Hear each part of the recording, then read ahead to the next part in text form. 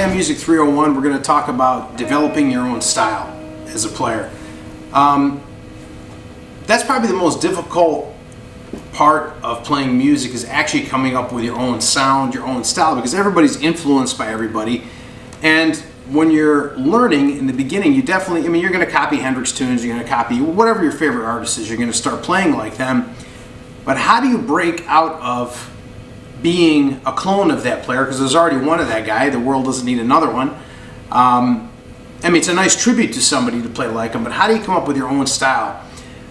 When I was at Musicians Institute, a teacher of mine, Norman Brown, had given me one suggestion that helped greatly, which was, he said, sit down with a recorder and play a couple of chords. Let's say you're playing, I don't know, if you're going to play over a major seventh chord,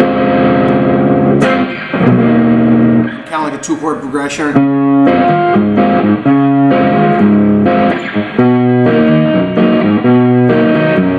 Like a root fifth kind of thing. Just something really simple, or if you're a rock guy or a blues guy or a funk guy.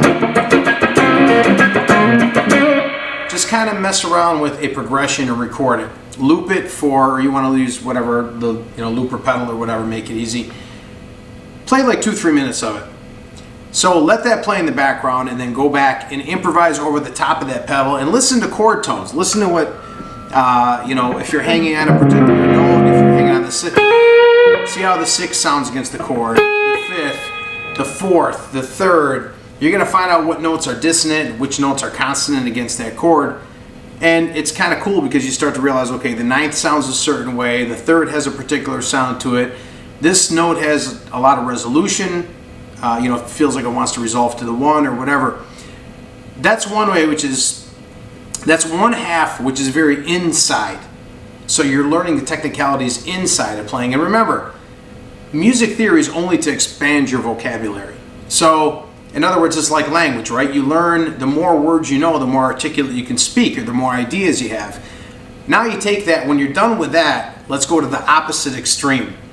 So, just record yourself jamming. Don't think about what you're playing.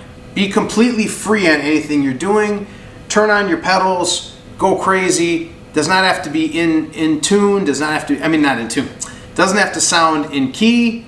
Could be anything. Just mess around with it. Play. And play for, let's say, a half hour to an hour. Take both recordings. You have one recording where you're playing all inside stuff and playing over a chord, trying different scales. You're seeing how they work over this chord, how they sound. Then you're going to listen back to that. You're going to start to refine your playing and say, okay, this sounds good, that doesn't sound good, whatever. Then on the creative side, so that you're completely outside the box, take the other recording that you've made you're playing anything you want. And there's going to be things that you say, wow, I thought that sounded terrible while I was playing it, but it actually sounds pretty cool. I can add that to my, my vocabulary of licks, or whatever you want to call it.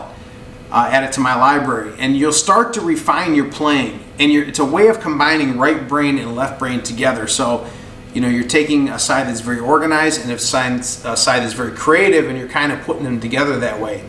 Because if you stay too much in the box, it's going to be hard for you to be creative. And also, if you stay too much outside the box, it may sound like chaos after a while. But it's a good way to kind of mesh the two and come up with your own style. Then on top of that, I highly suggest to get into songwriting itself, because that's going to open up your vocabulary with chords, with, you're going to see different ways to write, and that's where your style is really going to come out, when you start to write music. It's always fun to learn songs from other people and imitate and this, that, but start writing. Write down lyrics. Start messing around. Listen to songs that have really influenced you and say, hey, what is it about that chorus that I love? What is it about that hook? And come up with a phrase that'll work for a hook, or whatever you think, a melody line, something that grabs you as a listener, and then take it and spin it into something that'll help you as a musician, a songwriter. This is a huge part of becoming a musician. I notice there's a lot of TV shows where people go up and they sing somebody else's song. But a true mark of an artist is creativity in writing your own music. That's the beauty of it, writing things. And you know what? Sometimes people are not going to think you're right. They're going to hate what you're doing. But if this is what the music you like and how you feel, I mean, I don't think anybody listened to like bands that I love, like Primus, the first time and said, "Wow, Les Claypool's voice is phenomenal," you know. But it's his style. I mean, he's him. He's creative. He's unique.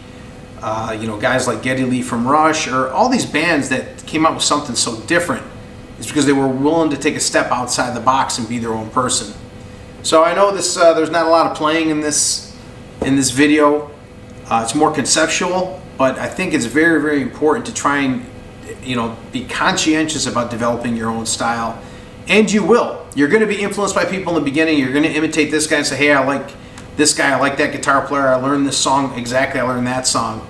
But then try taking it to a new level. Practice inside the box. Practice stuff outside the box. And eventually you're going to come to creating your own voice and your own personality in music. Put them together in a song. Try putting together the chorus first. See if it's strong. Does it stick in your head? And yeah, you're going to write stuff at first. You're not going to be happy with it. Say, "Man, this is garbage." But as you continue, you're going to continue to refine, and then you're going to, you know, eventually you want it to be a good songwriter and player both, which is a rare commodity. So that's my advice, and we'll see you next time, Music 301.